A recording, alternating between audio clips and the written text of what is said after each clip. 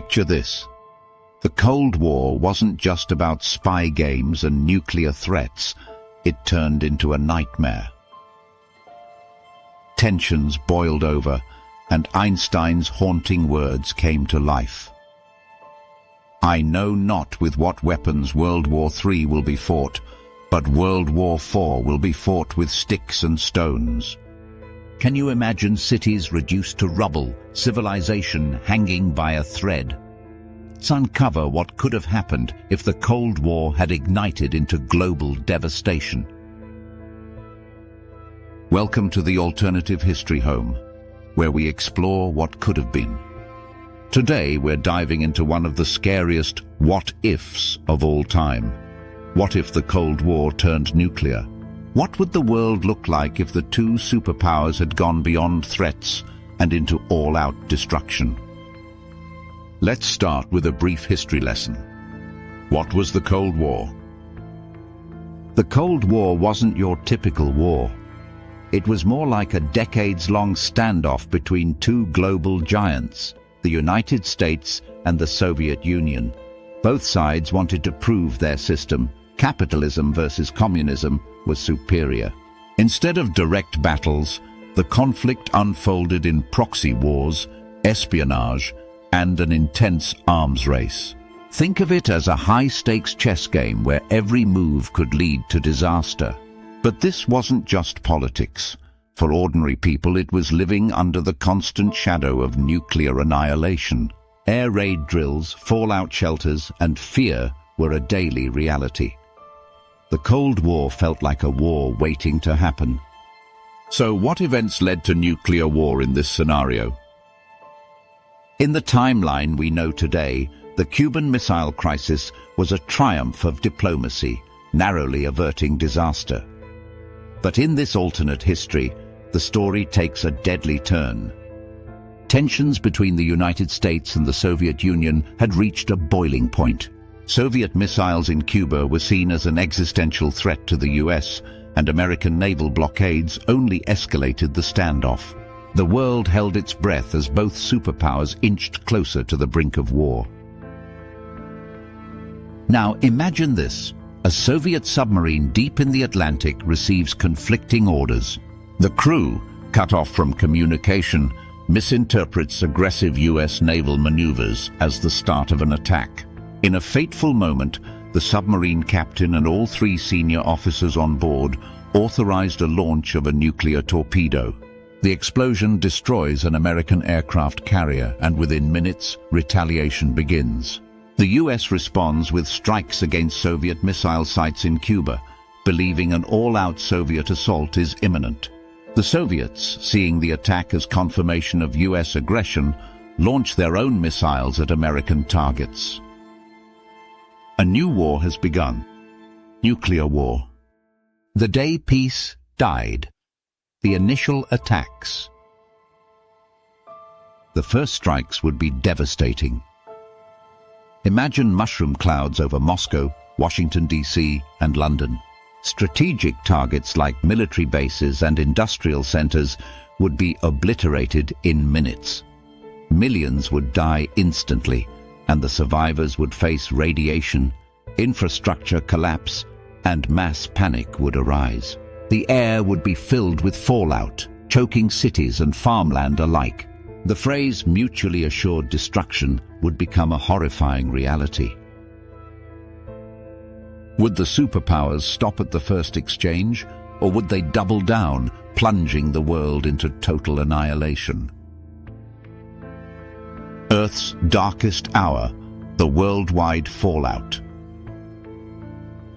A war between the US and the Soviet Union wouldn't stay confined to them. Their alliances, NATO and the Warsaw Pact, would be dragged in, turning the conflict into a global catastrophe. With any survivors, Europe would become a battlefield, with post-apocalyptic battles in cities that are reduced to rubble. Asia, already tense from conflicts like the Korean and Vietnam Wars, would erupt into chaos. Even neutral countries would suffer as trade, resources, and communications collapsed.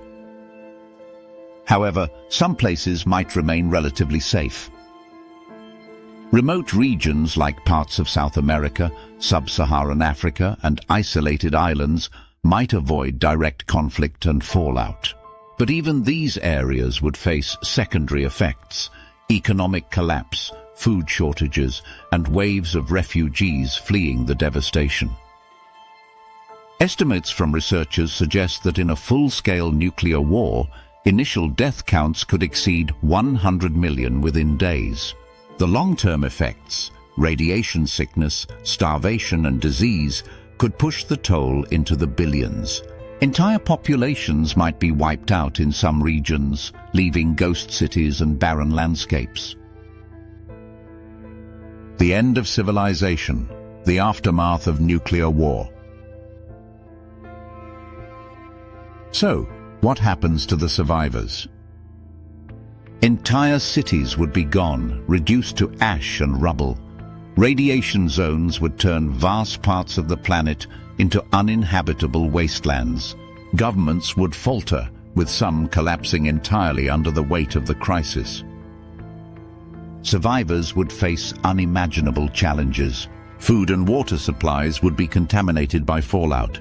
Crops would fail, and nuclear winter could set in, blocking sunlight and dropping global temperatures. Starvation would claim countless lives. Meanwhile, some societies might try to rebuild. Remote areas that escaped the worst of the devastation could become new hubs of civilization. Small communities might band together, creating localized governments and economies. But these efforts would be slow and fragile, haunted by the constant threat of radiation and the loss of modern infrastructure. Could humanity rise again? Or would this be the end of our story? The answer lies in whether survivors can adapt and overcome in a world forever changed. The fallout on culture and society. A hot Cold War wouldn't just destroy cities and economies, it would dismantle the fabric of culture and society itself. Libraries, museums, and archives, the very places housing humanity's history, would be prime targets or collateral damage in the devastation. Entire generations might grow up disconnected from their past, with no access to the knowledge or achievements of those who came before them. What would a society look like with its cultural roots severed? In some regions, mistrust would dominate. Neighbors might turn against neighbors, scapegoating one another for the horrors they endured.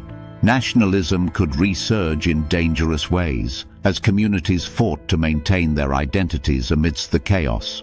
On the other hand, new cultures might emerge. In isolated pockets of survival, shared struggle could create unity.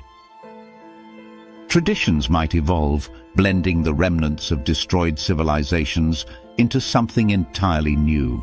Stories of resilience and survival could become the myths of the future, guiding humanity's attempts to rebuild. Would these changes bring new strength, or would they deepen the scars left by the war? The answer would depend on how society chooses to remember and learn from their losses. Could it have been avoided? Could humanity have avoided the nightmare of a nuclear war?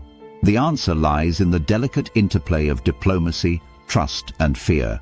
At key moments, cooler heads prevailed, leaders stepped back from the brink, deals were struck, and disaster was averted. But these successes were fragile, often undermined by paranoia and the ever-present threat of miscalculation. In reality, the Cuban Missile Crisis came down to a single moment of restraint, a decision that could have gone the other way with catastrophic consequences. Reflecting on these near misses reminds us how razor-thin the margin for error was, and still is.